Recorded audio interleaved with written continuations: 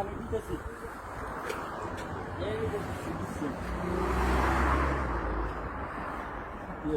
সবটা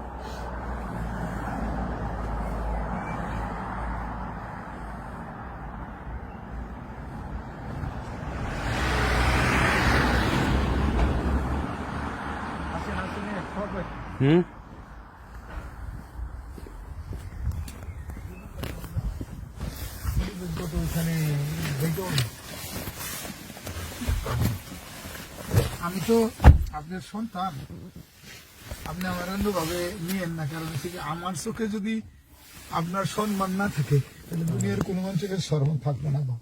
ঠিক আছে, তা আমি আপনার এমন একটা জায়গায় নিয়ে গেলাম, সেখানে যাই আপনি শরম পাইলেন, তখন আপনি অন্তত অন্তর থেকে কবেন আমার বাদলে তখনও তৈরি হয় নাই।